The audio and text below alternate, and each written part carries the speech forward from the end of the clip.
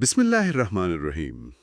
آج ہم ایک ایسے موضوع کی گہرائی میں اتر رہے ہیں جو پچھلے کوئی 150 سال سے کافی آپ کہہ لیں ہلچل مچاتا رہا ہے۔ جی ہاں۔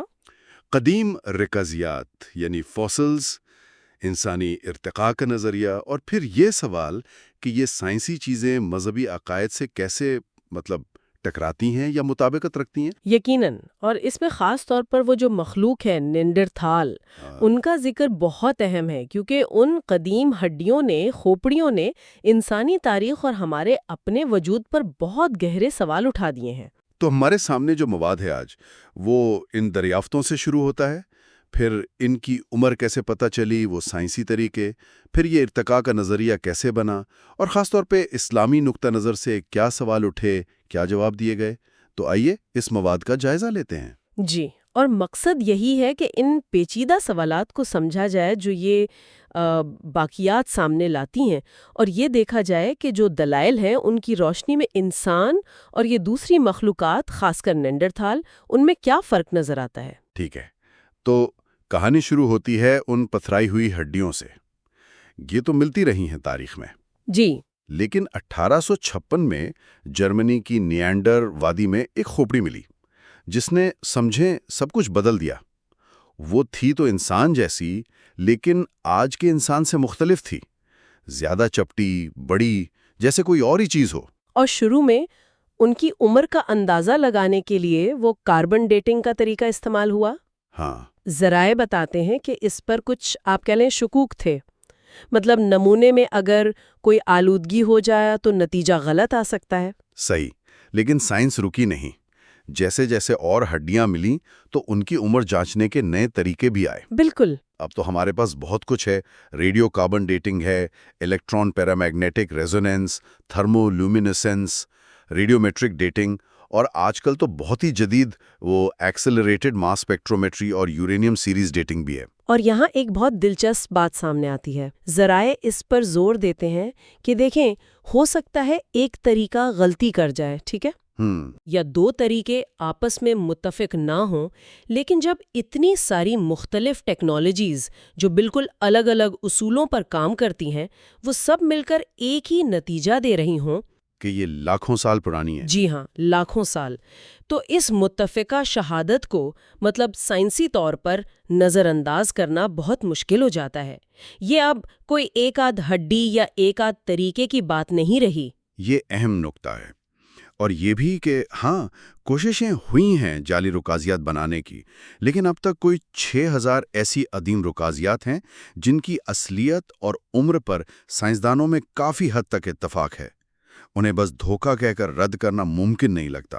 اور انہی دریافتوں نے مطلب آہستہ آہستہ اس نظریے کو شکل دی جسے ہم تھیوری آف ایوولوشن کہتے ہیں۔ یعنی یہ خیال کہ شاید انسان اپنی موجودہ شکل میں براہ راست نہیں بنا، بلکہ وقت کے ساتھ کسی پرانی ملتی جلتی مخلوق سے تبدیل ہوتے ہوئے بنا ہے۔ جی، اور یہ وہ جگہ تھی جہاں سائنس اور جو الہامی مذاہب ہیں ان میں ایک بڑا ٹکراؤ پیدا ہوا۔ بالکل، کیونکہ تمام ابراہیمی مذاہب وہ تو حضرت آدم علیہ السلام کی براہ راست مٹی سے تخلیق پر یقین رکھتے ہیں۔ جی ہاں، جبکہ یہ نیا نظریہ ایک تدریجی عمل کی بات کر رہا تھا۔ تو اس پر رد عمل بھی مختلف آئے۔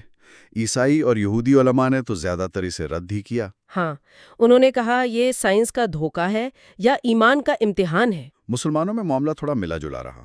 کچھ علماء بالکل خاموش رہے، کچھ نے جزوی طور پر اتفاق یا اختلاف کیا، اور کچھ نے کہا کہ بھائی یہ تو صرف ایک تھیوری ہے، ایک قیاس ہے، اسے اتنی اہمیت نہ دو۔ اور ایک حکمت عملی وہ توقف کی بھی اپنائی گئی، یعنی جن باتوں کا ذکر قرآن و سنت میں صاف صاف نہیں ہے ان پر کوئی حتمی رائے نہ دی جائے۔ لیکن ذرائع یہ بتاتے ہیں کہ اس توقف سے شاید الجھن کم نہیں ہوئی، بلکہ بڑی۔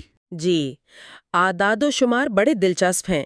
ایک طرف تو کہا جاتا ہے کہ صرف 19% مسلمان ارتقاء کو مانتے ہیں، لیکن دوسری طرف دیکھیں، 2009 میں پاکستان میں ہائی اسکول کے بچوں کا ایک سروے ہوا تو 86% نے کہا کہ بھئی فوسلز دیکھ کے لگتا تو ہے کہ ارتقاء ممکن ہے۔ اچھا، 86%؟ جی، اور 2013 کی پیو ریسرچ نے بھی کئی مسلم ممالک میں اس نظریے پر یقین رکھنے والوں کی تعداد میں اضافہ دکھایا، یہاں تک کہ ایران اور افغانستان میں بھی 26% لوگ اسے مانتے ہیں۔ واقعی یہ تو کافی حیران کن ہے۔ اور اس معاملے کی حساسیت کا اندازہ اس بات سے بھی لگائیں کہ جب 2014 میں داعش نے موصل پر قبضہ کیا تو ان کے شروع کے کاموں میں سے ایک یہ تھا کہ اسکولوں میں بیولوجی، خاص طور پہ ارتقاء پڑھانے پر پابندی لگا دی۔ بالکل، ویسے یہ بحث کوئی نئی بھی نہیں ہے۔ 5ویں صدی میں سینٹ آگسٹین کی کتاب میں ایک واقعہ ہے کہ رومی بادشاہ جولین کے دربار میں حضرت آدم علیہ السلام کی تخلیق پر بحث ہوئی، تو بادشاہ نے دلائل سن کر کہا کہ بھئی ہو سکتا ہے ایک سے زیادہ آدم ہوئے ہوں۔ اوہ، متعدد آدم کا تصور۔ جی، یہ تصور آج بھی کچھ لوگ ان فوسلز کی وجہ سے اٹھاتے ہیں۔ تو یہ واقعی ایک پیچیدہ اور نازک موضوع ہے۔ اچھا، ذرا ان رکازیات کی کچھ مثالیں دیکھتے ہیں تاکہ اندازہ ہو کہ یہ ہیں کیا چیز۔ وہ 1974 میں ایتھوپیا سے ملی تھی لوسی۔ جی ہاں، لوسی ایک ایسی مخلوق جو 2 ٹانگوں پر چلتی تھی اور کوئی 3.2 ملین سال پرانی۔ تحقیق کہتی ہے شاید درخت سے گر کر مری تھی۔ 3 ملین سال! اور پھر کینیا سے وہ لڑکا ملا، ٹرکانا بوائے۔ جی، اسرائیل سے قیصفہ نامی 9 لوگوں کا خاندان ملا، ان میں ایک بچے کے ہاتھ میں ہرن کے سینگ تھے، اور انڈونیشیا کے لیانگ بوا غار سے بھی 9 افراد، لیکن ان کا قد صرف 3 فٹ کے قریب تھا۔ 3 فٹ؟ انہیں تو میڈیا نے ہابٹس کہا تھا، ہے نا؟ جی بالکل، ہابٹس۔ ان کے علاوہ چین کا پیکنگ مین، یونان کی پیٹرا لونس کھوپڑی اور جنوبی افریقہ کا وہ ٹاؤن کا بچہ بھی۔ ہاں، ٹاؤن کا بچہ تو اتنا الگ ہے کہ اسے نہ انسان کہتے ہیں نہ کوئی معلوم جانور، ایک الگ ہی نوع ہے۔ تو یہ ساری مثالیں تصویر کو اور بھی پیچیدہ بنا دیتی ہیں۔ جن کی پہلی اہم دریافت 1856 میں جرمنی میں ہوئی تھی۔ یہاں سے بات واقعی دلچسپ ہو جاتی ہے، کیونکہ نیانڈرتھال جو ہیں وہ تقریباً 4,50,000 سال پہلے آئے اور کوئی 40,000 سال پہلے تک رہے۔ یوریشیا میں۔ ہاں، یوریشیا میں۔ تو لوسی یا ٹونگ کے بچے کو تو کہہ سکتے ہیں کہ بھئی وہ بہت ہی پرانے تھے، شاید انسان سے زیادہ بنمانس جیسے تھے، لیکن نیانڈرتھال وقت میں بھی اور جگہ میں بھی انسانوں کے بہت قریب لگتے ہیں۔ ان کے ڈھانچے زیادہ تر یورپ اور ایشیا سے ملے ہیں۔ قد کا اندازہ ہے مردوں کا 5.5 فٹ، عورتوں کا 5 فٹ۔ جسم کافی مضبوط تھا اور ان کے گھٹنوں کی ساخت سے لگتا ہے کہ وہ 35 سے 40 میل فی گھنٹہ کی رفتار سے دوڑ سکتے تھے۔ اتنی تیز؟ جی، اور وہ گروہوں میں گھات لگا کر ہرن اور جنگلی سور جیسے جانوروں کا شکار کرتے تھے۔ اور آگ کا کیا؟ کیا وہ آگ جلاتے تھے؟ شواہد تو یہی بتاتے ہیں۔ ان کے غاروں سے مینگنیز ڈائی آکسائڈ ملی ہے جو آگ جلانے میں مدد دیتی ہے۔ اچھا۔ اور یہ بھی پتہ چلا ہے کہ وہ کچھ جڑی بوٹیاں وہ دوا کے طور پر استعمال کرتے تھے۔ دوا کے طور پر بھی؟ تو اب یہ سن کر تو پہلا خیال یہی آتا ہے کہ بھائی یہ تو بالکل انسانوں والی باتیں ہیں، آگ جلانا، دوا استعمال کرنا، مل کر شکار کرنا۔ تو کیا یہ ثبوت ہے کہ نیاندرتھل ہمارے ہی پرانے ورژن تھے اور ارتقاء ٹھیک کہتا ہے؟ یہیں آ کر ذرائع ایک مختلف زاویہ پیش کرتے ہیں۔ وہ یہ سوال اٹھاتے ہیں کہ کیا یہ خصوصیات واقعی صرف انسانوں کی ہیں؟ اچھا، آئیے ایک ایک کر کے دیکھتے ہیں۔ پہلا، آگ کا استعمال۔ کیا آگ جلانا اور اسے قابو کرنا بس انسان ہی کر سکتا ہے؟ شاید نہیں۔ شواہد تو کہتے ہیں بالکل نہیں۔ آگ تو لاکھوں سال سے استعمال ہو رہی ہے۔ آسٹریلیا میں ایک عقاب ہے، بلیک کائٹ۔ پہلے لوگ سمجھتے تھے یہ جنگل کی آگ کے پاس اڑتے کیڑوں کو پکڑنے آتا ہے۔ ہاں، لیکن اب دیکھا گیا ہے کہ یہ اکثر خود آگ لگاتا ہے۔ یہ گرمی سے سلگتی لکڑی اٹھا کر خشک گھاس میں پھینک دیتا ہے۔ کیا؟ کیوں؟ تاکہ وہاں چھپے ہوئے کیڑے مکوڑے باہر بھاگیں اور یہ انہیں شکار کر لے۔ تو آگ پر قابو پانا صرف انسان کا کمال نہیں، نیانڈرتھال کرتے تھے بالکل، لیکن یہ انہیں منفرد نہیں بناتا۔ ٹھیک ہے۔ دوسرا نقطہ تھا دوا کا استعمال۔ جڑی بوٹیوں سے علاج؟ نہیں، یہ بھی نہیں۔ ذرائع ایک پوری سائنس کا ذکر کرتے ہیں، زو فارماکوگنوسی۔ زو فارما کیا؟ زو فارماکوگنوسی یعنی جانوروں کا اپنی بیماریوں کا علاج خود کرنا، جڑی بوٹیوں یا مٹی سے۔ برازیل کے طوطے خاص قسم کی مٹی کھاتے ہیں، مڈغاسکر کے لیمور حمل میں خاص پتے کھاتے ہیں، کینیا کے ہاتھی بھی ایسا کرتے ہیں۔ اچھا۔ بندر بھی افزائش نسل کے موسم میں خاص پھل کھاتے ہیں۔ یہ علم جانوروں میں بہت عام ہے، تو نیانڈرتھال کا دوا استعمال کرنا انہیں جانوروں کی دنیا سے الگ نہیں کرتا۔ ٹھیک ہے، اور تیسرا، وہ گروہ میں شکار کرنا، چھپ کر منصوبہ بنا کر۔ یہ تو شاید سب سے کمزور دلیل ہے۔ ذرائع بتاتے ہیں سینکڑوں جانور گھات لگا کر شکار کرتے ہیں، ٹائیگر، مگرمچھ، ریچھ۔ ہاں، یہ تو ہے۔ اور 400 سے زیادہ قسمیں ہیں جو باقاعدہ گروہ بنا کر شکار کرتی ہیں، پیک ہنٹرز جنہیں کہتے ہیں۔ بھیڑیے، شکاری پرندے، سمندر میں قاتل ویل، یہ سب کرتے ہیں۔ تو گروہی شکار بھی کوئی صرف انسانوں کی بات نہیں۔ تو یہ بات واضح ہو رہی ہے کہ یہ تینوں چیزیں، آگ، دوا، گروہی شکار، جو بظاہر انسانی لگتی ہیں، وہ نیانڈرتھل کو انسان ثابت کرنے کے لیے کافی نہیں، کیونکہ یہ جانوروں میں بھی ہیں۔ بالکل۔ اب آتے ہیں ان نکات پر جو ذرائع کے مطابق انسان اور نیانڈرتھل میں واضح فرق دکھاتے ہیں۔ جی، پہلا فرق ہے ماحول اور طرز زندگی کا۔ ہم نے کہا نیانڈرتھل یورپ اور ایشیا کے ٹھنڈے علاقوں میں رہتے تھے، وہ بھی برفانی دور میں۔ ہاں، آئس ایج میں۔ سوال یہ ہے کہ اگر وہ اتنے ہی ذہین تھے انسان جیسے، تو گرم علاقوں کی طرف کیوں نہیں گئے؟ وہ روز 35-40 میل چل سکتے تھے، پھر انہی ٹھنڈے اندھیرے غاروں میں کیوں پڑے رہے؟ اس کا کیا جواب ہے؟ جواب ان کے جینز میں ملتا ہے۔ ذرائع بتاتے ہیں کہ ان کی ہڈیوں سے جو ڈی این اے ملا ہے، اس میں ASB1 اور EXO6 نامی پروٹینز کے جینز ہیں، اور یہ جینز اس بات کا پکا ثبوت ہے کہ وہ رات کو جاگنے والے اور دن میں سونے والے تھے۔ اوہ، رات کو جاگنے والے؟ جی، وہ دن کی روشنی سے کتراتے تھے۔ اب اس کا موازنہ انسان سے کریں۔ ہمارے جسم میں ایک قدرتی گھڑی ہے، سرکاڈین سائیکل۔ ہاں، سرکیڈین سائیکل۔ یہ براہ راست سورج کی روشنی سے جڑی ہے۔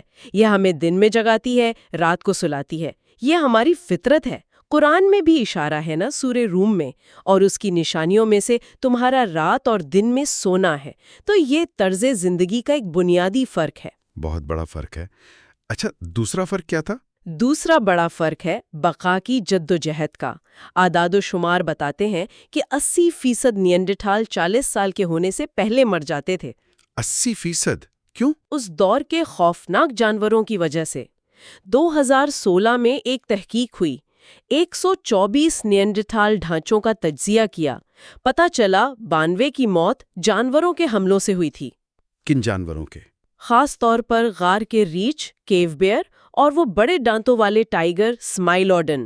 وہ مسلسل جان بچانے کی جنگ میں تھے۔ جبکہ انسان کے بارے میں قرآن کہتا ہے سورہ آراف میں، اور ہم نے تمہیں زمین میں ٹھکانہ دیا اور اس میں تمہارے لیے روزی کے سامان پیدا کیے۔ بالکل، انسان کو نسبتاً محفوظ ماحول اور وسائل ملے۔ ٹھیک ہے، تیسرا فرق، یہ شاید سب سے زیادہ چونکانے والا ہے، جسمانی ساخت اور خوراک۔ جی، ان کی ناک بڑی تھی، گھٹنے تیز دوڑنے کے لیے مختلف تھے، لیکن سب سے اہم بات جو ذرائع بتاتے ہیں وہ آدم خور تھے۔ کیا مطلب؟ وہ ایک دوسرے کو کھاتے تھے؟ جی ہاں، کرویشیا، اسپین، فرانس، بیلجیم، کئی جگہوں سے ایسی نیانڈرتھال ہڈیاں ملی ہیں جن پر دوسرے نیانڈرتھال کے دانتوں کے نشان ہیں۔ ہڈیوں کو توڑا گیا ہے گودا نکالنے کے لیے، کھوپڑیوں کو توڑا گیا ہے دماغ کھانے کے لیے۔ یا اللہ، بچوں کی بھی؟ جی، ان میں بچوں کی کھوپڑیاں بھی شامل ہیں۔ پہلے کچھ لوگوں نے کہا شاید یہ کوئی مذہبی رسم ہوگی۔ ہاں، یہی خیال آتا ہے۔ لیکن 2010 میں جدید ٹیکنالوجی سے جب دوبارہ جانچا گیا تو یہ بات واضح ہو گئی کہ یہ صرف خوراک کے لیے تھا۔ یہ رویہ جانوروں میں تو ملتا ہے، چمپینزی، شیر، لگڑ بگڑ، وہ کھا جاتے ہیں ایک دوسرے کو، لیکن انسانوں کے لیے یہ ناقابل تصور ہے۔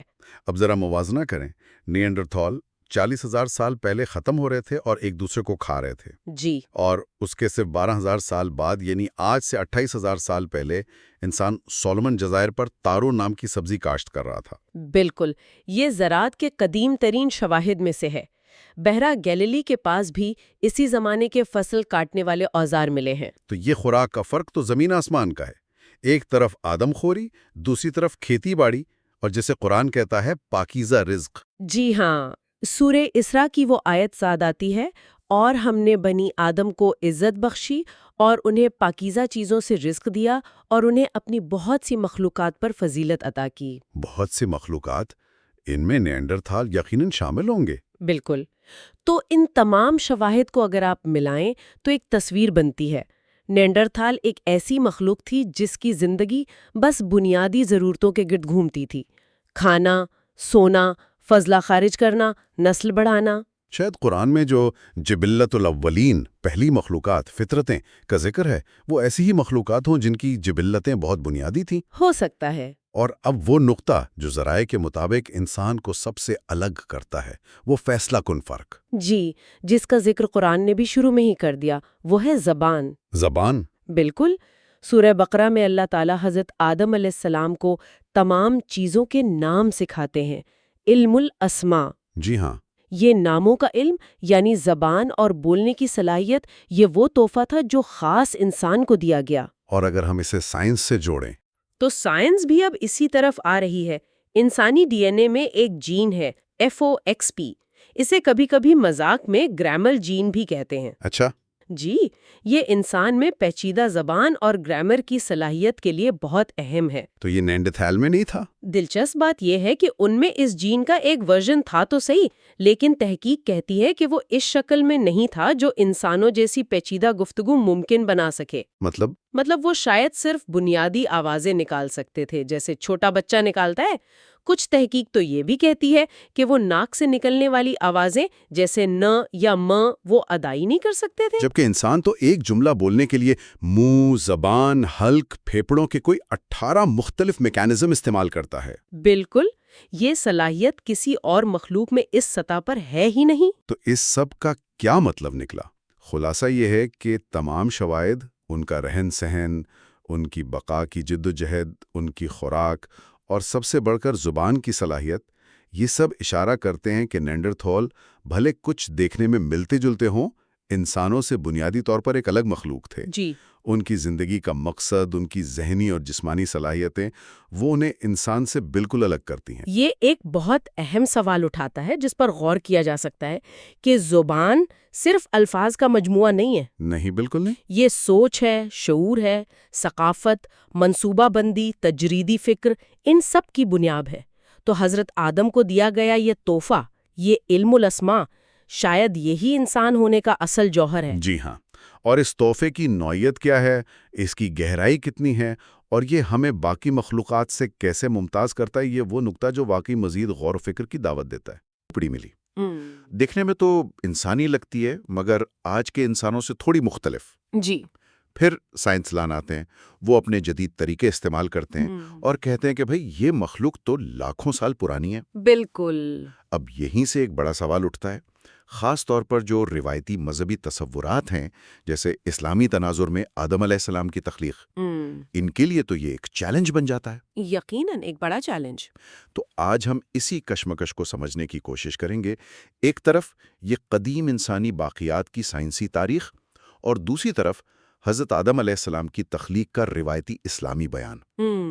خاص طور پر ہم ان دلائل کا بھی جائزہ لیں گے جو ہمارے پاس جو مواد ہے اس میں نیانڈرتھل نامی مخلوق اور بنی آدم یعنی ہم ہوموسیپینز، ان کے درمیان فرق واضح کرنے کے لیے پیش کیے گئے ہیں۔ جی ہاں۔ ہمارے پاس جو مواد ہے اس میں دیکھیں سائنسی تاریخ معلوم کرنے کے مختلف طریقوں کا ذکر ہے، قدیم انسانی باقیات کی دریافتوں کا بھی احوال ہے، نظریہ ارتقاء کا تصور بھی زیر بحث آیا ہے، اور مسلم معاشروں میں اس پر کیا رد عمل رہا اس پر بھی بات کی گئی ہے، بشمول توقف یعنی ایک طرح کی خاموشی کی حکمت عملی کا ذکر بھی ہے۔ جی، توقف پر بات ہوئی ہے۔ اور پھر خاص طور پر نیانڈرتھل اور بنی آدم کے درمیان حیاتیاتی، جینیاتی اور طرز زندگی کے فرق پر مبنی دلائل بھی تفصیل سے بیان کیے گئے ہیں۔ بالکل، وہ تفصیلات کافی اہم ہیں۔ تو آج ہماری کوشش ہوگی کہ اس بحث کے جو بنیادی نکات ہیں ان کو سمجھیں، سائنسی شواہد اور نیانڈرتھل کو بنی آدم سے الگ کرنے والے دلائل کا تجزیہ کریں جو ذرائع میں پیش کیے گئے ہیں، اور دیکھیں کہ مسلم معاشروں پر ان بحثوں کا آخر اثر کیا پڑا ہے۔ بالکل۔ تو آئیے اس موضوع کی گہرائی میں اترتے ہیں۔ تو کہانی شروع ہوتی ہے 1856 کی اس نیانڈرتھل کھوپڑی سے، انسانی شکل مگر تھوڑی مختلف ساخت، اور پھر سائنسی ڈیٹنگ، اس نے سب کو چونکا دیا۔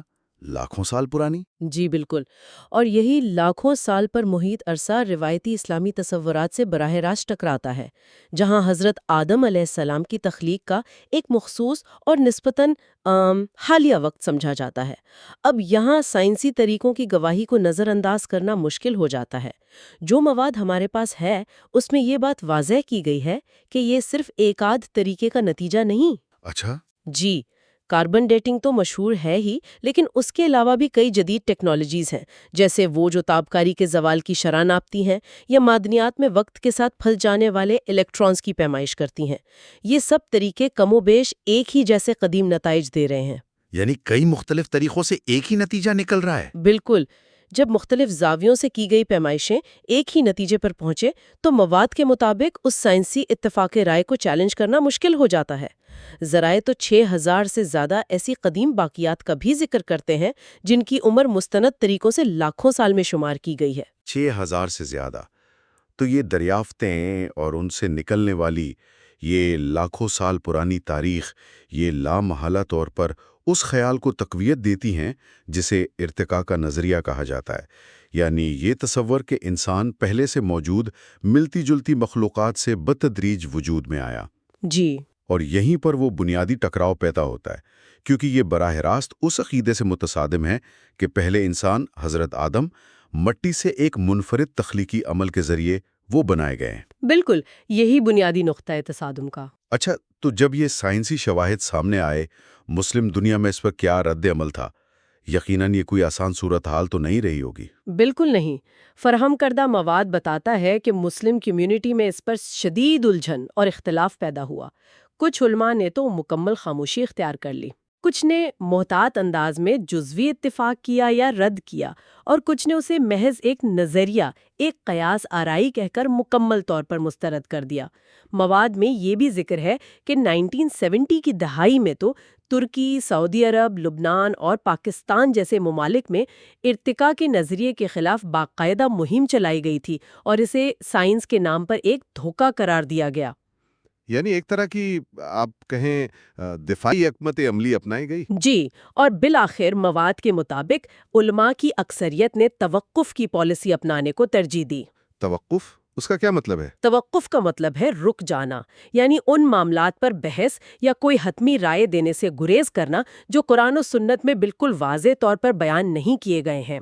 سوچ یہ تھی کہ جو چیز براہ راست مذہبی نصوص سے نہیں ٹکراتی اس پر زیادہ بحث نہ کی جائے۔ اچھا۔ لیکن فراہم کردہ مواد میں یہ نقطہ اٹھایا گیا ہے کہ یہ توقف کی پالیسی شاید اتنی مؤثر ثابت نہیں ہوئی جتنا سوچا گیا تھا۔ مطلب اس خاموشی یا گریز کی وجہ سے ارتقاء کے نظریے اور قدیم انسانی تاریخ کے سائنسی ورژن نے تعلیمی اداروں اور عوامی شعور میں زیادہ جگہ بنا لی۔ کیا اس کے کوئی اعداد و شمار بھی ہیں جو مواد میں دیے گئے ہوں کہ اس توقف کے باوجود یا شاید اس کی وجہ سے لوگوں کے خیالات کیسے بدلیں؟ ہاں، مواد میں کچھ چونکا دینے والے اعداد و شمار پیش کیے گئے ہیں۔ ایک تحقیق کے مطابق اب تقریباً 19% مسلمان یہ مانتے ہیں کہ انسان جانور جیسی مخلوق سے ارتقاء پذیر ہوئے ہیں۔ 19%؟ جی، اور 2013 کی پیو ریسرچ کا حوالہ دیا گیا ہے جو بتاتی ہے کہ یہ شرح تیزی سے بڑھ رہی ہے، یہاں تک کہ ایران اور افغانستان جیسے ممالک میں بھی، جہاں 2013 میں 26% لوگ اس پر یقین رکھتے تھے۔ ایران اور افغانستان میں بھی؟ جی ہاں، اور پاکستان میں 2009 میں میک گل یونیورسٹی کے ایک سروے کا ذکر ہے جس میں 86% ہائی اسکول کے طلباء نے کہا کہ فاسلز یعنی قدیم باقیات کے شواہد انہیں ارتقاء پر یقین کرنے کی طرف مائل کرتے ہیں۔ 86% پاکستان میں ہائی اسکول کے طلباء، یہ تو بہت ہی زیادہ ہے۔ جی، یہ اعداد و شمار اس تبدیلی کی نشاندہی کرتے ہیں۔ یہاں تک کہ مواد میں یہ بھی بتایا گیا ہے کہ کچھ مسلمانوں میں متعدد آدم کا تصور بھی ابھرنے لگا ہے، یعنی یہ خیال کہ شاید ہم سے پہلے بھی آدم جیسی مخلوقات رہی ہوں۔ یہ تو ایک بالکل نئی سمت ہے۔ بالکل، مواد اس موضوع کی حساسیت کی ایک اور مثال بھی دیتا ہے۔ جب 2014 میں داعش نے عراق کے شہر موصل پر قبضہ کیا تو ان کے ابتدائی اقدامات میں سے ایک یہ تھا کہ انہوں نے اسکولوں میں حیاتیات یعنی بایولوجی کی تعلیم پر پابندی لگا دی، خاص طور پر ارتقاء سے متعلق مباحث پر۔ اچھا۔ مواد میں توقف کے اثر کو ایک تشبیہ سے سمجھایا گیا ہے، جیسے ایک دریا بہہ رہا ہو، یعنی ارتقاء کا نظریہ اور فاصل شواہد، اور آپ اس کے کنارے بند باندھیں یا اس کا رخ موڑنے کے بجائے پیچھے ہٹ جائیں۔ نتیجہ یہ ہوتا ہے کہ دریا اپنا راستہ خود بناتا ہے اور آس پاس کی زمین یعنی لوگوں کے عقائد اور تصورات کو اپنے بہاؤ سے بدلتا چلا جاتا ہے۔ یہ ایک دلچسپ تشبیہ ہے۔ اچھا، تو اب آتے ہیں اس مرکزی دلیل پر جو مواد میں پیش کی گئی ہے، یعنی یہ ثابت کرنے کی کوشش کہ نیانڈرتھل، جن کی باقیات لاکھوں سال پرانی بتائی جاتی ہیں، وہ دراصل بنی آدم یعنی ہومو سیپینز سے ایک بالکل مختلف مخلوق تھے۔ کچھ باتیں تو مشترک بتائی جاتی ہیں، جیسے آگ کا استعمال، اوزار بنانا، مل کر شکار کرنا۔ یہ تو کافی ترقی یافتہ لگتا ہے۔ آپ کا سوال بالکل بجا ہے۔ بظاہر یہ چیزیں ترقی یافتہ لگتی ہیں، لیکن مواد یہ نقطہ پیش کرتا ہے کہ یہ خصوصیات شاید اتنی منفرد نہیں تھیں جتنی ہم سمجھتے ہیں۔ کئی جانور بھی اوزار استعمال کرتے ہیں یا گروہ میں شکار کرتے ہیں۔ صحیح۔ تو مواد کے مطابق اصل فرق ان چیزوں میں نہیں بلکہ کچھ زیادہ گہری حیاتیاتی اور طرز زندگی کی تفریقات میں ہے۔ آئیے ان نکات کو ایک ایک کر کے دیکھتے ہیں جو مواد میں بیان کیے گئے ہیں۔ ضرور۔ پہلا نقطہ حیاتیاتی گھڑی اور جینیات کا ہے۔ مواد بتاتا ہے کہ نیانڈرتھل زیادہ تر یوریشیا کے ٹھنڈے اور تاریک علاقوں میں پائے گئے، خاص طور پر آخری برفانی دور کے دوران۔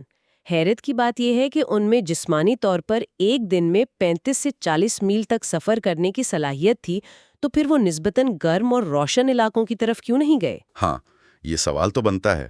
ان کی ہڈیوں سے حاصل کردہ جینیاتی مواد کا تجزیہ، خاص طور پر کچھ جینز کا ذکر ہے، جیسے ASB1 اور EXOC6۔ یہ اس طرف اشارہ کرتا ہے کہ ان کا جسم شاید رات کو زیادہ فعال رہنے اور دن کے وقت آرام کرنے کے لیے زیادہ موزوں تھا۔ اوہ، یعنی رات کو جاگنا، دن میں سونا، یہ تو انسانوں کے بالکل الٹ ہے۔ بالکل، انسان کی جو قدرتی حیاتیاتی گھڑی ہے، جسے سرکیڈین ردم کہتے ہیں، وہ سورج کی روشنی سے جڑی ہے۔ ہمارے لیے رات کو سونا اور دن میں کام کرنا فطری ہے۔ مواد میں قرآن کی سورت روم کی آیت 23 کا حوالہ بھی دیا گیا ہے، اور اس کی نشانیوں میں سے ہے تمہارا رات اور دن کو سونا اور تمہارا اس کا فضل تلاش کرنا۔ تو پہلا فرق یہ بتایا گیا ہے کہ بنی آدم شمسی وقت کے مطابق زندگی گزارتے ہیں، جبکہ نیانڈرتھل کا معاملہ شاید مختلف تھا۔ ٹھیک ہے، یہ پہلا نقطہ ہوا۔ دوسرا کیا ہے؟ دوسرا نقطہ بقا کی جدوجہد اور مسکن یعنی رہنے کی جگہ کا ہے۔ مواد میں یہ بات سامنے لائی گئی ہے کہ نیانڈرتھل کی اوسط عمر بہت کم تھی، تقریباً 80% 40 سال کی عمر تک پہنچنے سے پہلے ہی مر جاتے تھے۔ 80%؟ اتنی کم عمر؟ جی، اس کی بڑی وجہ اس دور کے خطرناک ماحول اور بڑے شکاری جانور بتائے گئے ہیں، جیسے غاروں میں رہنے والے بڑے ریچھ، لمبے دانتوں والے شیر جنہیں سمائلوڈون کہتے ہیں، اور خوفناک بھیڑیے۔ یعنی ان کی زندگی مسلسل خطرے اور بقا کی جدوجہد میں گزرتی تھی، اور انہیں کوئی مستقل محفوظ پناہ گاہ میسر نہیں تھی۔ اس کے مقابلے میں مواد یہ کہتا ہے کہ جب یہ بڑے اور خطرناک جانور کرۂ ارض سے معدوم ہو گئے، تب بنی آدم کو زمین پر اتارا گیا اور انہیں ایک محفوظ ٹھکانہ فراہم کیا گیا۔ اس سلسلے میں سورہ اعراف کی آیت کا حوالہ دیا گیا ہے، جس کا مفہوم ہے کہ اور ہم نے تم کو زمین میں ٹھکانہ دیا اور تمہارے لیے اس میں سامان زندگی فراہم کیا، یعنی بنی آدم کو نسبتاً محفوظ ماحول ملا۔ یہ تو واقعی ایک بہت بڑا فرق لگتا ہے، ایک طرف مسلسل جدوجہد، دوسری طرف محفوظ ٹھکانہ۔ اور کیا نکات ہے؟ تیسرا نقطہ جو مواد میں کافی تفصیل سے بیان کیا گیا ہے اور شاید سب سے زیادہ چونکا دینے والا ہے، وہ خوراک اور آدم خوری کا ہے۔ آدم خوری؟ جی، شواہد کی بنیاد پر مواد یہ دعویٰ کرتا ہے کہ نیانڈرتھال آدم خور تھے، یعنی وہ نہ صرف جانوروں کا شکار کرتے تھے بلکہ ایک دوسرے کو بھی کھاتے تھے۔ یہ کیسے معلوم ہوا؟ کروشیا، اسپین اور بیلجیم میں ملنے والی ان کی باقیات پر ایسے نشانات ملے ہیں جو اس طرف اشارہ کرتے ہیں جیسے ہڈیوں کو توڑ کر گودا نکالنا یا کھوپڑیوں کو خاص انداز میں توڑنا جو شاید دماغ کھانے کے لیے کیا جاتا ہو۔ یہاں تک کہ بچوں کی باقیات پر بھی ایسے نشانات ملنے کا ذکر ہے۔ کروشیا کی ایک غار واندیا غار کا خاص طور پر ذکر ہے جہاں سے ملنے والی نیانڈرتھل باقیات میں کوئی بھی کھوپڑی مکمل حالت میں نہیں ملی۔ یا اللہ، یہ تو بہت ہی خوفناک بات ہے۔ کیا بنی آدم کے بارے میں اس کے برعکس کوئی بات کہی گئی ہے؟ جی، مواد میں اس کا بالکل تضاد پیش کیا گیا ہے۔ جہاں نیانڈرتھل کی آدم خوری کا ذکر ہے، وہیں بنی آدم کے بارے میں کہا گیا ہے کہ وہ زراعت کرتے تھے اور انہیں طیبات یعنی پاک اور اچھی روزی عطا کی گئی۔ سلیمان جزائر میں 28,000 سال پرانی آروی یعنی ایک قسم کی سبزی، اس کی کاشت کے شواہد کا ذکر ہے۔ بحیرہ غلیل کے قریب قدیم فصل کاٹنے کے اوزار ملنے کا حوالہ ہے۔ اچھا، قرآن میں سورۃ الاسراء کا حوالہ دیا گیا ہے کہ بنی آدم کو اچھی اور جائز روزی عطا کی گئی، اور اسلامی روایت کے مطابق حضرت آدم علیہ السلام کی جنت سے زمین پر آنے کے بعد پہلی غذا گندم تھی، یعنی ایک طرف آدم خوری، دوسری طرف زراعت اور حلال پاکیزہ خوراک۔ یہ ایک بنیادی فرق بتایا گیا ہے۔ ٹھیک ہے، حیاتیاتی گھڑی، بقا کی جد و جہد اور خوراک، یہ 3 نکات ہو گئے۔ چوتھا کیا ہے؟ چوتھا نکتہ بنیادی جبلتوں سے متعلق ہے۔ مواد میں نیانڈرتھل کو ایک ایسی مخلوق کے طور پر پیش کیا گیا ہے جس کی زندگی کا محور صرف بنیادی حیوانی ضروریات پوری کرنا تھا، یعنی کھانا پینا، سونا جاگنا، اپنی نسل آگے بڑھانا اور رفع حاجت، بس بنیادی ضروریات۔ جی، ان کی زندگی میں اس سے آگے کوئی اعلیٰ مقصد یا شعوری کاوش نظر نہیں آتی۔ مواد کے مطابق اس تصور کو مواد میں قرآن کی ایک اصطلاح جبلات الاولون سے جوڑا گیا ہے۔ جبلات الاولون، جی، یہ سورۃ الشورى کی آیت 29 میں استعمال ہوئی ہے، جس کا ترجمہ عام طور پر پہلے گزرے ہوئے لوگ یا پہلی مخلوقات کیا جاتا ہے۔ مواد میں اس کی تشریح اس طرح کی گئی ہے کہ شاید اس سے مراد ایسی مخلوقات ہیں جو صرف اپنی بنیادی جبلتوں یعنی انسٹنکٹس کے تحت زندگی گزارتی تھیں، بغیر کسی اعلیٰ شعور یا مقصد کے۔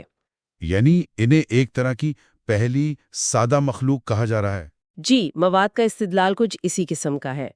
اور پھر آتا ہے 5واں نقطہ، جسے مواد میں بنی آدم اور نیانڈرتھل کے درمیان سب سے بڑا اور فیصلہ کن فرق قرار دیا گیا ہے، اور وہ ہے زبان اور گویائی کی صلاحیت۔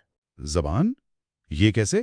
یہ تو بہت اہم نقطہ لگتا ہے۔ بالکل، دیکھیے، قرآن میں سورۃ البقرہ کے بالکل شروع میں ذکر ہے کہ اللہ تعالیٰ نے حضرت آدم کو تخلیق کرنے کے بعد تمام چیزوں کے نام سکھا دیے۔ علم آدم الاسماء کلہا۔ یہ علم اسماء یعنی ناموں کا علم دراصل زبان، گویائی اور تجریدی سوچ یعنی ایبسٹریکٹ تھاٹ کی صلاحیت کی طرف اشارہ ہے۔ صحیح۔ بات یہ ہے کہ مواد کے مطابق نیانڈرتھل کے ڈی این اے میں بھی FOXP2 جین کا ایک ورژن موجود تھا، لیکن وہ مخصوص قسم یا ویریئنٹ نہیں تھا جو انسانوں میں پایا جاتا ہے اور جو ہمیں پیچیدہ جملے بنانے، گرامر استعمال کرنے اور باریک خیالات کا اظہار کرنے کے قابل بناتا ہے۔ تو مطلب ان میں جین تو تھا، مگر وہ اپ گریڈڈ ورژن نہیں تھا جو ہم میں ہے۔ تو کیا وہ بول نہیں سکتے تھے؟ مواد میں ڈاکٹر لائبرمن نامی محقق کی تحقیق کا حوالہ دیا گیا ہے، جس کے مطابق ان کی جسمانی ساخت اور جنیاتی بناوٹ کی بنیاد پر یہ اندازہ لگایا گیا ہے کہ وہ شاید پیچیدہ آوازیں پیدا کرنے یا واضح گفتگو کرنے کے قابل نہیں تھے۔ زیادہ سے زیادہ وہ شاید کچھ بنیادی قسم کی آوازیں یا گنگناہٹ یعنی گرنٹس نکال سکتے تھے، جیسے ایک بہت چھوٹا بچہ نکالتا ہے۔ صرف گنگناہٹ؟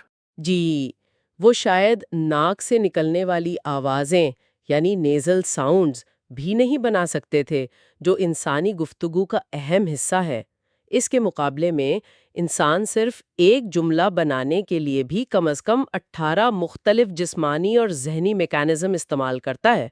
تو مواد کے مطابق یہ زبان اور بامانی گفتگو کی صلاحیت ہی وہ اصل فرق ہے جو آدم کو اور ان کی نسل یعنی بنی آدم کو نیانڈرتھل اور دیگر تمام مخلوقات سے الگ کرتا ہے۔ یہ تو واقعی ایک بہت ہی بنیادی فرق ہے۔ اگر ہم اسے سمجھنے کے لیے کمپیوٹر سافٹ ویئر کی مثال لیں تو گویا مواد یہ کہہ رہا ہے کہ نیانڈرتھل ایک طرح کے ڈیفالٹ یا بنیادی آپریٹنگ سسٹم کی طرح تھے، جس میں کچھ فنکشنز تو تھے، شکار کرنا، اوزار بنانا، لیکن ان کی کوڈنگ انہیں بنیادی جبلتوں تک ہی محدود رکھتی تھی۔ رات کا طرز زندگی، آدم خوری، سادہ آوازیں۔ جی، جبکہ بنی آدم ایک کسٹمائزڈ ورژن کی طرح تھے جنہیں خالق نے خاص اپ گریڈز کے ساتھ بھیجا، جیسے مکمل زبان، حلال خوراک کا تصور، محفوظ ماحول میں رہنے کی صلاحیت، شمسی وقت سے مطابق رکھنے والی حیاتیاتی گھڑی، اور سب سے بڑھ کر وہ شعور اور عقل جو انہیں زمین پر خلیفہ بناتی ہیں۔ آپ نے بہت اچھے طریقے سے اس کا خلاصہ کیا ہے۔ مواد کا مرکزی استدلال یہی ہے کہ یہ حیاتیاتی، جینیاتی اور طرز زندگی کے فرق اتنے بنیادی ہیں کہ نیانڈرتھل کو بنی آدم کا پیشرو یا حصہ سمجھنے کے بجائے ایک الگ پہلے گزر جانے والی مخلوق سمجھنا زیادہ قرینِ قیاس ہے، کم از کم ان ذرائع کے مطابق جن کا ہم جائزہ لے رہے ہیں۔ تو آئیے آج کی اس تفصیلی گفتگو کے اہم نکات کو سمیٹتے ہیں۔ ہم نے دیکھا کہ کس طرح قدیم انسانی باقیات کی سائنسی تاریخ جو لاکھوں سال پر محیط ہے، روایتی مذہبی بیانوں، خاص طور پر تخلیق آدم کے تصور کے لیے ایک چیلنج بن کر سامنے آئی۔ جی ہاں، بالکل۔ پھر ہم نے ان 5 کلیدی دلائل کا تفصیل سے جائزہ لیا جو مواد میں نیانڈرتھال کو بنی آدم سے الگ مخلوق ثابت کرنے کے لیے پیش کیے گئے ہیں۔ ان کی ممکنہ رات کی زندگی اور مختلف حیاتیاتی گھڑی، بقا کے لیے ان کی سخت جدوجہد، مقابلہ بنی آدم کو ملنے والا محفوظ ماحول، ان کی آدم خوری، مقابلہ بنی آدم کی زراعت اور حلال خوراک، ان کی زندگی کا بنیادی جبلات الاولون پر مبنی ہونا، اور سب سے اہم پیچیدہ زبان اور گویائی کی صلاحیت سے محرومی جو کہ بنی آدم کو عطا کی گئی ایک منفرد خصوصیت ہے۔ بالکل۔ اور ان تمام دلائل اور بحث کو سمجھنا آج کے دور میں اس لیے بھی اہمیت رکھتا ہے کیونکہ یہ ہمیں ایمان، سائنس اور تاریخ کے پیچیدہ تعلق پر غور کرنے کی دعوت دیتا ہے، خاص طور پر جب ہمارے تعلیمی نظام میں ارتقائی نظریات پڑھائے جاتے ہیں تو ان مختلف زاویوں اور دلائل سے واقفیت ایک زیادہ باخبر اور متوازن سوچ اپنانے میں مددگار ثابت ہو سکتی ہے۔ یہ ہمیں سوال اٹھانے اور جواب تلاش کرنے کی ترغیب دیتا ہے۔ اور آخر میں سامعین کے لیے ایک نکتہ چھوڑ جاتے ہیں جس پر وہ خود غور کر سکتے ہیں۔ اگر ہم فراہم کردہ مواد کے اس استدلال کو مان لیں کہ نیانڈرتھل بنی آدم سے پہلے کی ایک الگ مخلوق تھے جو شاید جبلات الاولون کی ایک مثال تھی جن کا مقصد صرف بنیادی بقا تھا، تو پھر جو دیگر قدیم انسانی جیسی مخلوقات کی باقیات دریافت ہوئی ہیں جنہیں سائنسی اصطلاح میں ہومینڈز کہا جاتا ہے، یعنی انسان اور ان کے قریبی ارتقائی رشتہ دار، ان کے بارے میں یہ کیا اشارہ دیتا ہے؟ کیا یہ ممکن ہے کہ زمین پر حضرت آدم علیہ السلام یعنی بنی آدم کے آنے سے پہلے مختلف ادوار میں مختلف ماحول یا کردار کے لیے الگ الگ مخصوص قسم کی مخلوقات تخلیق کی گئی ہوں جن میں سے ہر ایک کا اپنا ایک مقصد اور اپنی ایک حیثیت تھی؟ یہ ایک بہت گہرا سوال ہے۔ بالکل، یہ سوال ہمیں ان ذرائع سے حاصل ہونے والی معلومات سے ایک قدم آگے جا کر سوچنے پر مجبور کرتا ہے۔